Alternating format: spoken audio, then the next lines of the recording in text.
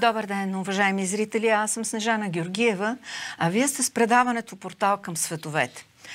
Едно предаване за будните умове. Едно предаване, което по щастливо стечение на обстоятелствата в днешния ден съвпада с Деня на будителите. Деня, към който ние оказваме почет и уважение към всички тези българи, които не преставаха през целия си живот и след смъртта си дори да ни държат будни за истината и познанието. Днес е и задушница. Един ден, в който всички ние си спомняме за нашите близки, скъпи души. Това са хора, които са били до нас и които лично аз смятам, че продължават да бъдат. В този ден аз смятам, че съм поканила възможно най-подходящия човек в студиото. Това е Пламен Топузов. Здравейте! Здравейте! Честит празник на вашите зрители! Ще кажем няколко думи за празника. Вие ще кажете. Нека да ви представя. Вие сте енергиен програмист. Интересна квалификация и писател. Ето това е книгата на господин Топузов. Тя е резултат на много житейски опит. Нека да кажа на нашите зрители, че вие сте роден в далечния север на Русия. Нали така? По-скоро живял. Живял. В България. Да. Вие сте живял там. Оттам сте почерпили много знания, много разбиране за свобода, не свобода и воля на човек. Тръгвате по света и посещавате възможно най-екзотичните за нас места, но това са места заредени с много знания, древни знания. Май, ацтеки, индуистката религия, философия. Всичко това вие сте събрали в тази книга. Нека да я покажем отново и ни я давате. Аз пък поканих вас на живо тук в студиото на България 24 и нашето предаване Портал към световете. Да поздравите сега будителите и да ни кажете за задушница от ваша гледна точка и вашето знание. Да, благодаря за поканата. Още веднъж честит празник на всички. Историята ми е интересна, да, както казахте, цветна и старая се, като пример на всички будители, които са били през историята на България, а те не са никак малко, имаме много велики хора, да поддържам този дух. В книгата наричам този цикъл пробуждане. Това е цикъл, в който ние започваме да се отваряме за невидимото и да разбираме, че има нещо извън нас самите. И, нали, както се казва, да не гледаме и да не мислим само за насъщния, а да се опитаме да видим голямата картина. Тъй като гнездо или хрупа може да направи всяко животно и да отгледа домочадие. Хората като върха на хранителната верига би трябва да можем повече. Така че пробуждането на хората и будителите са светлината, която води човечеството напред. Днес е и задушница. Един ден, в който няма българин, който да не почита своите мъртви, своите покойници. Убедени, че те са някъде там, около нас и до нас. Така ли е? Много често те са по-близко до нас, колкото дори може да си представим. Защото, както ние имаме огради на домовете или врата, от която да минете от хола в спалнята, по същия начин има завеса между нас и другия свят, в който съществуват душите на хората, които са заминали от този план, от това, което ние виждаме, от видимото. Но там пътя не свършва, той има различни продължения, като може да се върви нагоре, може да се върви надолу. Аз го наричам ниш и виш астрал. И в ниш астрал, където съществуват хората на мъртвите, те стоят известно време, докато тяхната цел е висшия астрал. Аз виждам картинката преди малко на задушница. Ние носим на последния им дом, нека така да го казваме, а не гробище, на последния дом, където са нашите близки, и носим храна, определена храна. Жито, вино, сладко, соленко, всичко, което ние си мислим, че те са обичали. Кажете ми, има ли смисъл това? Раздаване. Ние го наричаме раздавина или податка. Смятате ли, че това е как да ви кажа, смислено за душите. За нас има смисъл. Да. По-скоро наистина е за хората, които го правят, защото те се чувстват добре. За душите по-скоро би имало смисъл, ако хората се отворят и вярват и комуникират с тях. За тях енергията е по-важна от материята, тъй като те са били в материалния свят, вече са от другата страна. Светът е енергиен. Така че за тях много по-важно би било енергията и начина на комуникация с тях. Тъй като доста често, ако човек, който отива от другата страна, е живял много тежки вибрации, като чувство на вина, гняв, омраза, страхове и така нататък, тези вибрации са тежки и те придържат човека близо до този план, а те искат да отидат в светлината или така наречения рай. Тогава за тях е много по-добре, ако ние им изпращаме високи вибрации, това, което хората наричат позитивни, отколкото да им дадем жито. Но житото и всичко останало, което се раздава, е за живите. То по-скоро за живите. Вие казвате, тежките вибрации ги държат близо до нас и до земята добре. Ние с нашата тъга и с мъката и страданието ги държим. Има такива филми, дори игрални филми, в които ни разказват, че ние ги държим и не ги пускаме. Добре, ние мислим, че така те ще усетят, че не сме ги забравили. А така ли е? Или просто те страдат повече? Трудно е да се отговори еднозначно на този въпрос, тъй като той отговор е комплексен. Сега, със сигурност, тъгата, мъката и страданието ги задържат тук повече от необходимото. Аз познавам хора, през годините съм виждал и съм работил с хора, които осъзнато задържат мъртвите. Има моменти, в които човек не е успял да се раздели с любим човек. Особено при короната, както се случваше, не пускат хората, се заминават от този свят. Те не ги пускат в болницата и така нататък. И то се получава една тъга, една мъка, едно страдание. Това усложнява нещата, не ги подобрява. Така, по този начин хората пречат и на този, който е от друга страна, и на самите себе си. Това е не енергийна връзка и то се получава не здравословна, то се получава като тип енергиен вампиризъм. Аз не препоръчвам, но хората имат по-стари разбирания за нещата. Нещо, което според мен би трябвало да бъде пренаписано, както се пренаписва компютърна програма.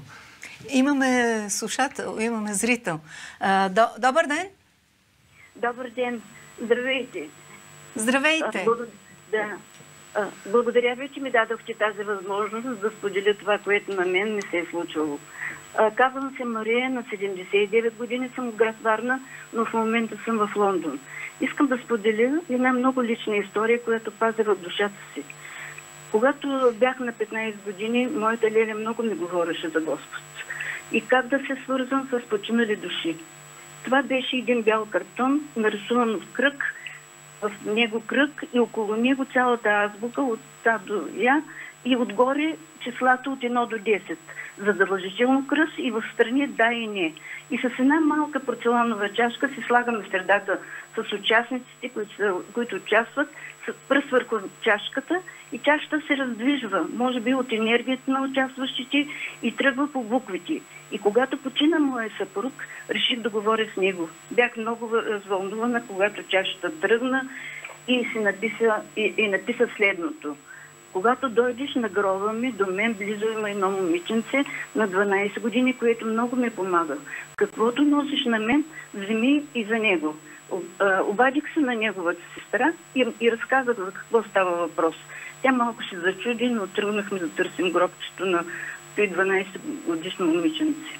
Малко се бях отчаяла, че много близо до него нямаше, но направих още малко крачки и наистина видях паметник на момиченци в цял ръст на 12 години. Но изненадата беше по-голяма, като зълва ми позна детето, той е живяло в нейния вход на първия етаж и е починало от същата форма на рак, както съпругът ми. Не казвам, че имам всички отговори, но споделям, защото мисля, че тези неща носят утеха на много хора. Но ако пък прочитат и книгата на доктор Майкъл Нютън, Пътят на душите, ще се уверят, че има загробен живот. Много ви благодаря. Вашата история наистина е вълнуваща. Ще се обърна и към нашите зрители. Приятен ден ви пожелавам, да почетеме всички заедно, и вие, вашия съпруг, и ние, нашите близки. Благодаря ви за това. Обажа много интересна история. Подобни истории лично аз съм чувала и от друго място. Ще кажа на нашите зрители, че могат да ни пишат на нашия адрес. Имаме електронен адрес, да споделят подобни случки, независимо дали е с извънземни или с души.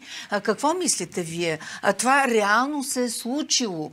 Как го обяснявате? Как го тълкувате? Тя вярва, че разговаряла с мъжа си. Освен това имат доказателства за това 12-годишно момиченце. Вижте, аз имам подобна история толкова много, че няма да ни стигнат някакво предание да ви разкажа. 100% вярно. Тук няма две мнения по въпроса. Добре, ще го обясня на вашите зрители много елементарно. Сега, за нас е супер лесно в момента да си представим, че може да вдигнем телефона и да се обадим на хора навсякъде по света. Това преди 100 години е било невъзможно. Да. В момента няма никакъв проблем. То е същото. Това е комуникация с друго състояние на съзнанието. Така че, ако човек може да се настрои правилно, жената разказва как с бяло лице очертава кръг и така нататък с азбуката.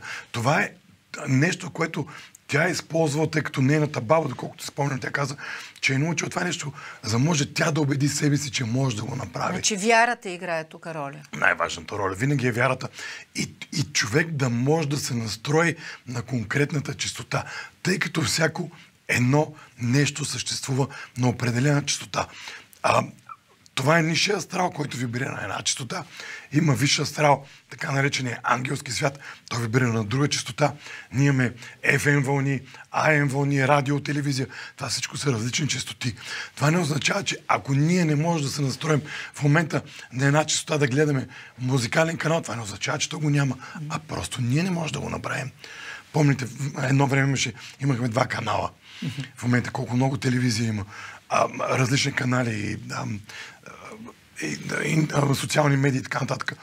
Така че това е просто различни канали. 100% съществува. Аз самия съм комуникирал много пъти. Предпочитам да не го правя, да не комуникирам с така наречения свят на мъртвите. Те от време на време ми търсят, защото те са били в човешка форма твърде скоро и те си имат собствено намерение. Така че те търсят начин да минат от другата страна в това, което ние наричаме рай, и много често те бутат живите в определена посока.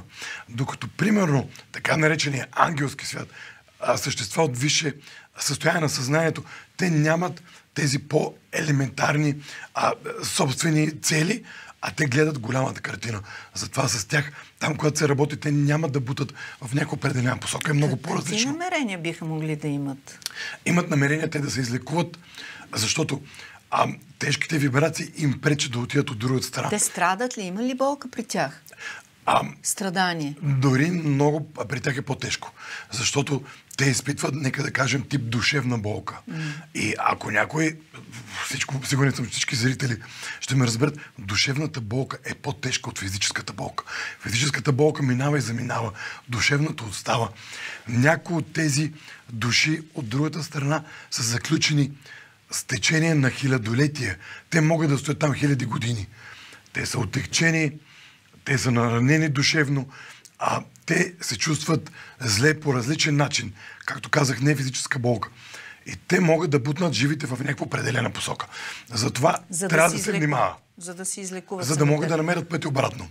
И много често те търсят някой с чиста аура, които обикновено са децата. Децата имат най-чистата аура. Аурата свети и те могат да се прекачат към живите също така. И какво ще се случи с това дете? Бута, зависи колко е тежка енергията на човека от другата страна. Той може да бута живия в конкретна посока. Представете си, отклонението може да бъде 0,1 градус, може да бъде 1 градус, може да бъде 10 градуса.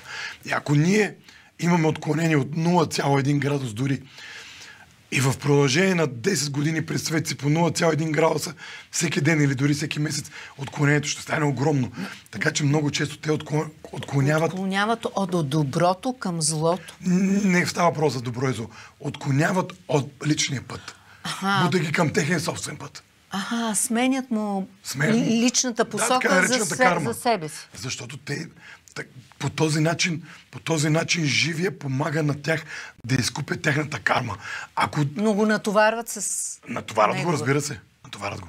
Защото във Фейсбук срещнах един разказ на една дама, аз се помолих дори да ми се обади, но до сега нямам отговор, която се обръщаше към приятелите си в Фейсбук да й помогнат да й дадат съвет, защото нейното малко момиченце каза, тя вижда духове. И ми говори, че във ъгъла на стаята вижда някой. И е притеснена. И сега една от участничките в страницата на нейната стена каза, я разпитай да не би нейната учителка да й говори за турбалан. И да я плаши, и тя просто да е оплашена. Но аз мисля, че детето наистина вижда. Малко да разредим обстановката, ще кажа само, че Питър Пан, всички знаем, той казва, не порасва и това е капан. Защото децата могат да четат енергията. Децата, особено новородените, до 1, 2, 3 годинки, докато те започнат да разбират какво се случва, докато те не бъдат научени на отрицание, защото ние първо ги учим на не, те могат да четат енергията. И те виждат невидимите светове. Така че това е на 100% истина. И после родителите, възрастните ги бутат, отдалечават ги от тази посока, защото чувстват неудобство, срам ги е, какво ще кажат хората и нещо подобно. И ние заключваме съзнанието на децата и те спират тази връзка, която в началото е изключително чиста, която също така имат животните. Гълъбите могат да виждат душите, когато идват на новородените. Затова има много често гълъби около болниците, където се ражда деца. Значи светът на мъртвите е реален. Ние защо го наричаме на мъртвите? Самия Христос казва, оставете живите на живите. Тоест не гледа на умрелия човек като на умрял, като на жив продължава. И това, което си зададох като въпрос, когато вие говорихте, много хора търсят спасение в смъртта, като посягат на собствения си живот. Вие казахте, че напротив отиват в още по-голямо страдание. Зависи начинът, по който приключва пътя. Защото хората не могат да разберат едно нещо, което е изключително важно. Сега започна с пробуждането. Казахме за будителите, много хора са работили и продължават да работят в тази посока. Народа все повече се пробужда, човечеството все повече се пробужда. Зависи как завършва пътя на човека.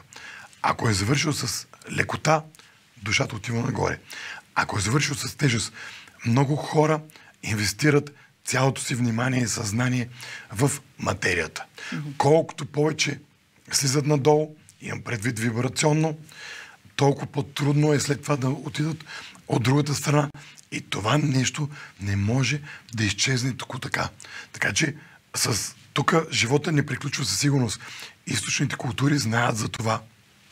И там, когато човек умира, те му пожелават на добър час. Аз винаги бих пожелал мир на душата, защото душата има нужда от мир. Мисълта ми е, че някои хора посягат, прекратяват живота си в материалното си тяло, страдайки включително и душевно. Депресии, непреодолима болка, като че ли цялото човек отговаря за съдбата на цялото човечество и искат да сложат край на това.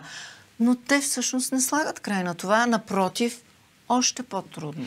Да, със сигурност. Не слагат край, става много по-трудно и аз бих казал на хората, които стигат до такива моменти, че това е състояние на съзнанието. Отчаянието не свършва с това, че ние си мислим, че страданието, ако си сложи човек край на живота, страданието свършва. Напротив, страданието няма да свърши. Единственото свършва пътя за егото, за нашето малко аз. В случая Пламен, Иван, Митко, Петя, Мария свършва за тази част от нас. Но това е миниатюрна част от нас. Голямата част от нас, тя продължава и по-лесно няма да стане. Така че... И тя принадлежи на душата ни, която е вечна. Точно така. И Има вариант. Сега, ние живеем в общество, в което хората биват тероризирани, мачкани, нали, инфлация и така нататък. Знаете, живота става труден и хората почват да се отчаиват. Но аз искам да им отправя едно послание. Ние живеем в най-уникалното време. И хората имат възможността от тези моменти, в които те се чувстват най-зле и са най-отчаяни, те имат възможност да преработят тази енергия. Това е изключително чест, изключително голяма чест, която тяхната душа е избрала да бъдат тук и сега в този момент. Така че, вместо да се отчаиват, в момента има толкова много информация, да почитат малко, да помедитират, да намерят, както се казва, пътя да се измъкнат, да намерят луч светлина, защото те могат да трансформират тази вибрация и те могат да издигнат нивото си на съзнание и по този начин повдигат цялото общество. За това, което вие говорите в момента, повечето хора, които се интересуват от езотерика, от мистика, ние така говорим малко с ирония и скептицизъм, използваме тези понятия, но те са изпълнени с много сериозно съдържание, ако се занимава човек сериозно и задълбае. И вие казахте, ние трябва да си припомним знания, за които вие сте имали късмета да черпите от източните народи. Разкажете ни за тях. Разкажете ни за знанието на майите, на ацтеките, на тултеките, скоро говорихме. Какво са знаели те и какво са правили и какво сме забравили ние и бихме могли да си го върнем? Много интересен въпрос. Благодаря. Ще се фокусирам най-вече върху майите, тъй като ацтеки и толтеки, те са различни племена. Но са пак от Мезоамерика, да. Да, точно така. А майите, които са фокусирани в полуострова Юкатан, това е невероятно място. Там е паднал метеорида преди милиони години, който бил динозаврите. Но майите са запазили древните знания от Атлантида. Те са били във втория кръг на Атлантида. Така, майите и това, което са били за нас траките, те са имали едно и също ниво на съзнание. Това са атланти, които са се разделили на различни места. Така, разликата между това, което знаят в момента мексиканците от майите, има едни кристални черепи, които са предали тази информация. Ето ги виждам. Точно така. Да. А ние в България сме забравили това, което траките са ни предали на нас. Траките са били на изключително високо ниво на съзнание. Само трябва да знаят зрителите, че при траките мъжете и жените жрици са били равнопоставени, за да знаят, че мъжката и женската енергия била в баланс. Това е изключително важно. Но майите с кристалните черепи, които вие показахте току-що, имат 13 автентични кристални черепа. Всеки един от тези 13 автентични кристални черепа пази информация на принципа на флашката за 1000 години. От потъването на Атлантида при 13 000 години, за потопа, който пише в Библията, за това, което говори Платон. На всеки 1000 години е записано информацията вътре в черепа, тъй като кварца, който има в момента и в процесорите на нашите компютри, кварца, в него може да се записва информация. Аз съм имал честа през 2012 година. Късмет. Да, огромен късмет и чест да се докосна до един от автентичните кристални черепи. Бяхме тогава през 2012 година, когато трябваше да свършва света. Ние знаехме, бяхме с една група, че свършва стария свят, започва новия. Бяхме да празнуваме в Мексико края на стария свят, началото на новия, и има един от старейшините на майите, Хумбацмен, се казва, бяхме в неговото имение и правихме ритуал с един от автентичните 13 кристални черепа, които едно аристократично френско семейство точно в този момент връщаха. И те казаха, че черепа е бил 500 години в Европа. Обикаляйки, самия череп е обикалял от най-богатите семейства в Европа и в един момент на тях са започнали да се случват изключително неприятни неща. И те са разбрали, че черепа иска да се пребере. И точно в този момент те го връщаха. И ние направихме церемония. Беше фантастично. Добре, каква информация носи този черп? Как може да я разчетем? Въобще, можем ли да я разчетем? Всичко може да бъде разчетено. Вие говорите за така наречените акашови записи. Аз го наричам Вселенска информационна банка. Как да си вземем това знание, което те носят в себе си? Има едно основно правило. Първо, човек трябва да пречисти себе си от енергийна шлака. Така, хората наричат ниски вибрации. Когато човек пречисти вътрешния си свят, аз го наричам вътрешен детокс, енергиен детокс, тогава той става чист и може да бъде чист канал, както от различни измерения да канализира, така и той самия да контактува. Искате да кажете, че не може всеки да се докосне и да прочете и да му се даде това знание. Трябва да бъде с определена чистота на вибрациите. Добре, за да може да влезе в акашевите. Тези черепи са посредник за контакт с акашевите записи ли? Това ли? Акашевите записи си представете, че е като азбуката. Ние в момента имаме кирилица, по която ние разчитаме. Ето книгата в момента на бюрото. Аз съм учил кирилица в училище и мога да чета какво пише. Акашовите записи дават на човека способността да разчита информация. Но то е по-различно от това ние да четем като азбука. То се разчита чрез енергия. Има 4 начина на разчитане. Мъжки, женски, двата заедно и неутрален. Мъжкият начин на разчитане е чрез образи, а женският е чрез чувства. Когато усещанията говорят. Или образи, или усещания. Затова много хора бъркат, защото те очакват да видят, както ние с вас се виждаме. Но това е само мъжкият начин. Той е фокусиран начин. Това е все едно ние да погледнем отблизо. Когато ние гледаме отблизо, ние виждаме с образи. Ако ние виждаме отдалече, ние виждаме с усещания, но далечната картина, в нея има повече информация. И въпреки всичко, аз искам да знам каква информация сме получили от тези прословути акашови записи. Например, Едгар Кейси, нали, по време на сън, диктува и казва, ето там в Египет сфинкса от лявата му лапа отдолу има ковчег, нали, кутия, в която е записана историята на човечеството. До сега не е проникнато до там, но има учени, които с съответните апаратури са видяли, наистина има кухина под лапата на сфинкса. Тоест, чрез записите от записите научаваме нещо за себе си или как да го намерим. Мен това ме интересува. Не, че по принцип има записи. Има хубаво, но какво взимам аз от тях? Така конкретни знания. Да, зависи. Едгар Кейси, велик будител на човечеството, спящия пророк, той е могъл да свържа с акашовите записи и да черпи информация. Направи 13 000 пророчества.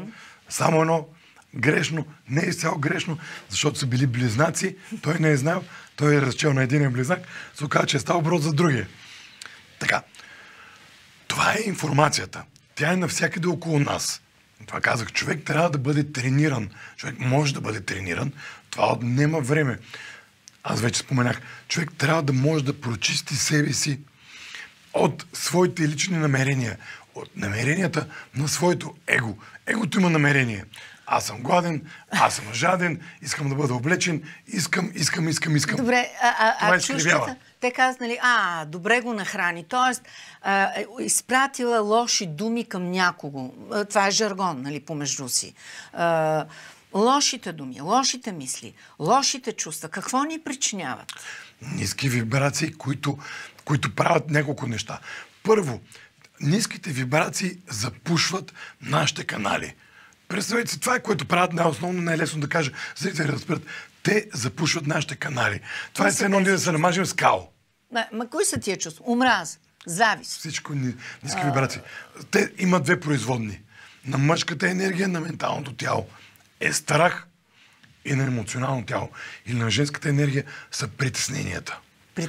Което жените най-вече използват. Притеснение, страх и притеснение. Оттам се пораждат болка, гняв, тъга, злоба, завист, омраза, в този ред. Те представете си, те са като енергийна кал. Ако ние намажем себе си с кал отгоре до долу, кожата не може да диша. По същия начин тази кал енергийна запушва нашите канали и ние не можем да направим връзка с Вселената. Някой го нарича акашови записи. Аз го наричам акашови записи. Това идва от Древна Индия и на 5000 години. Модерно. Вселенска информационна банка. Както Google слуша вашия телефон и събира информация през цялото време за вас, къде ходите, какво правите и го предава на един централен сървър. И те знаят всичко за вас.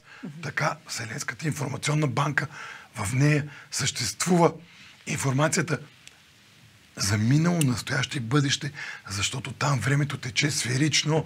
Затова хора като Едгар Кейси, Ванга, преподобна Стояна, Нострадамус, те са могли да влизат и да черпат информация за минало и за бъдеще.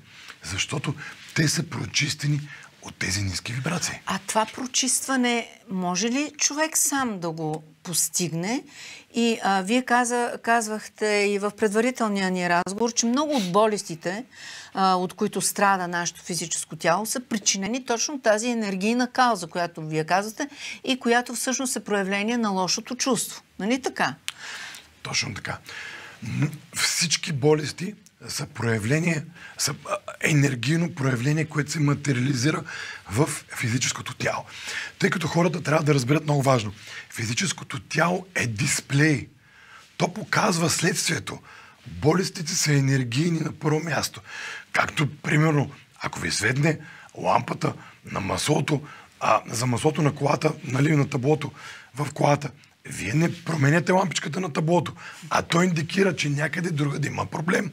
Същото е, когато физическото тяло се разболее, това означава, че енергийно някъде дълго време нещо не е било как трябва и ние сме обърнали внимание. Така че може всеки човек, но иска работа човек, трябва да бъде трениран. Добре, говорим за единичен човек, а когато обществото е заразено и поразено от тази енергийна кал, виждате омраза на политическата сцена, между хората, във Фейсбук, навсякъде, деца убиват, деца по улици, по трамвай, тогава за какво говорим? Колко е страшна тази картина?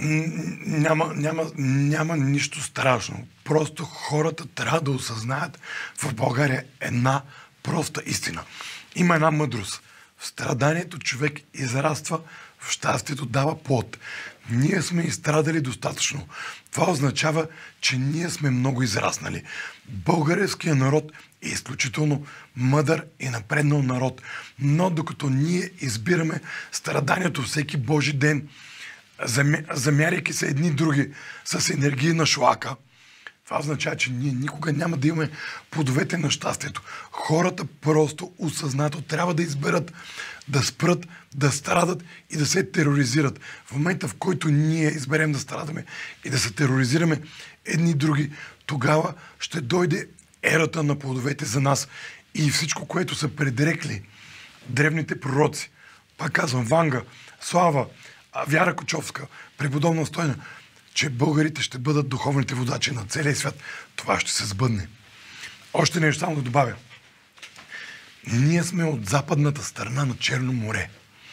Дънов казва, че учителя Дънов, велик будител, учителя Дънов казва, че Черно море е черният дроб на планетата. Това означава, че Черно море изсмуква тази енергийна кал от целия свят. А ние сме от западната страна на Черно море. Разбирайте, ние сме в жлъчката на света, българите. Оттам идва тази жлъч. Ние не можем да спрем тази енергийна жлъч, българите. Но ние можем да се научим да се чистим от нея. Това е най-важното. Ако хората се научат да се чистят, излизаш, замърсяваш се. Както си взимаш душ, така взимаш енергиен душ. Как става това на практика? Елементарно. Как? Просто трябва да се научат. Как? Най-елементарното е осъзнато дишане, го наричам. Затварят си очите хората, започват да дишат. Дишането трябва да става 10-15 секунди вдишване, 10-15 секунди издишване, без да се бърза, и движение осъзнато на енергията вътре в тялото. Само това, ако направят за 5 минути, те ще видят как на секундата им олеква. Ще изгонят ли лошите мисли? Да го правят 30 дни подред, сутрин и вечер по 5 минути и да ми звъннат да кажа дали работи. Ама трябва да го пробват. Нали?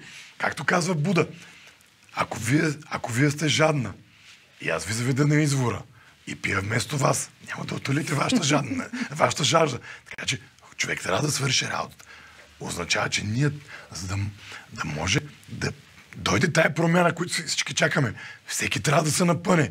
Иначе, нали, питали един учител, древен мъдрец, учителю, до кога ще чакаме промяната? И той казал, ако ще я чакаме, ще бъде дълго. Хубаво.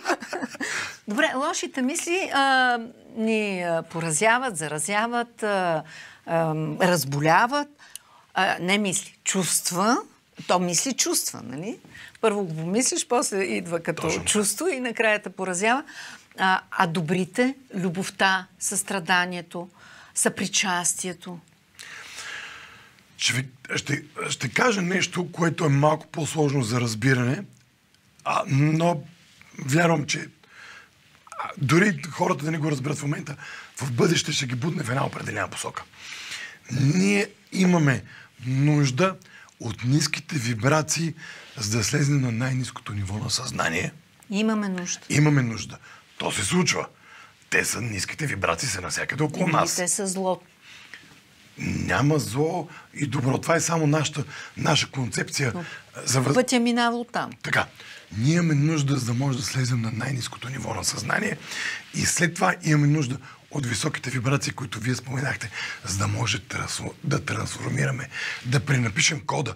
Така, ако на мен ми се случи нещо неприятно, карам си колата, някой ме напсува, някой ми пресече пътя, получа някаква неприятна вест. Нали, на всеки човек му случват дреболи елементарни от битието. Така, тези неща му се случват не случайно. Те му се случват, защото му дават шанс той да влезне в ниски вибрации. И ако си спомни... В този момент на гняв. В този момент. Разбира се, това е най-добрият момент. Ако той си спомни и започне да диша и да трансформира чрез хармония, мир, любов, подкрепа, вяра, надежда, то става автоматично и става уникално. Често ви казвам, не вярвам някой да изпадне в състояние на дълбок гняв, да осъзнае, че това е неговия шанс да мине на високо ниво и да спре, да псува, да удря по колата на другия човек. През годините съм тренирал доста хора. Значи трябва тренировка. Така, че тренировка. Разбира се. Ние започваме с тренировка. Всяко едно бебе, ние с вас и всички ваши зрители са били бебета. Те са лазили, падат, стават и с тренировка се научат да ходят.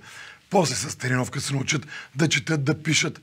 Всичко става с тренировка и с повторяемост. Така че както сме се научили да четем, да пишем, научили сме се на английски, на руски, на китайски, немски, компютърен език с повторяемост. Така че през годините много хора. Аз съм го виждал. Имаме шанс. Гарантирам. Сега, защото вие сте изучавали и Кабала, това древно знание, което се определя като наука за смисъл на живота. Лесен ли е този път? Те го определят като еврейско, като тълкование на Талмуда, нали така, Кабалата. Го определят като еврейско знание, но то е много дълбоко и много древно. Всъщност, какво знаете за Кабалата и как тя може да ни помогне? Това пак един от езиците ли е? Кабала е невероятно учение. Исус също, който е бил еврей, той е бил кабалист. Да. Така, Кабала означава приемане. Да. Това означава, че човек в Кабала бива трениран да се научи да приема божествената реалност такава каквато е, а не каквато той иска да я манипулира и да бъде. Когато Исус казва, ако ме ударат един шамар, ще дам и другата буза, това означава, че той приема агресията и е готов да я трансформира. Сега хората ще кажат, някой ще ми направи нещо лошо и аз ще го приемам. Ние живеем в различен свят. Имайте, Исус е тренирал. Неговите изгубени години, много може да се говори за тях. Да, защото той се появява изведнъж на 33. Да. Къде е бил?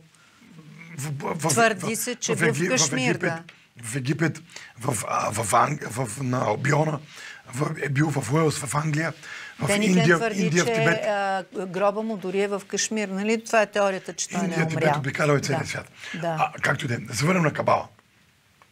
Изключително мощно знание за трансформация и възприемане. Ние имаме две мозъчни полукълба. Едното мозъчно полукълбо, лявото, то вибрира с чертички, а дясното с пулсации, кръгчета, точки. Това като единица и нула. Като чертички и точки, като морзовата азбука. Така, лявото е мъжката енергия, която тя пулсира в шум, тя заглушава, тя създава външния свят. А дясното, тези пулсации могат да ни обяснат какво иска да ни каже сътворението. Кабала учи как ние да може да приемаме тези пулсации. Това е феноменално учение. Най-висшата форма. В книгата съм написал, има 4 основни цикъла. Цикъл на отрицанието, когато човек е в отрицание за всичко, освен което не му хареса или така наречен егоизъм. Цикъл на пробуждането. Човечеството минава в момента с всички медии, цялата информация, цикъл на пробуждането, цикъл на осъзнаването. Сега сме с един крак в него. И цикъл на приемането, най-висшият цикъл, на който учи Кабала.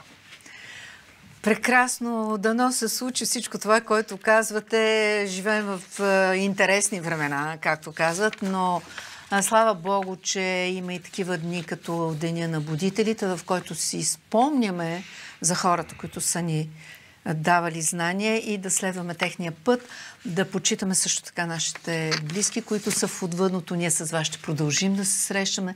Благодаря ви за това гостуване. Благодаря и на вас, уважаеми зрители, че бяхме заедно.